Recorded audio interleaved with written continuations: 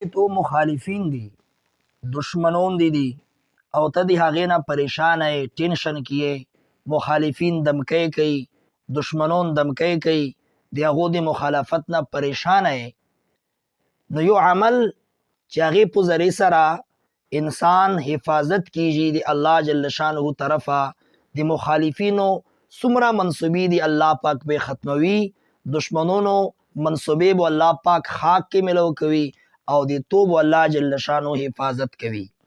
د هر انمنځه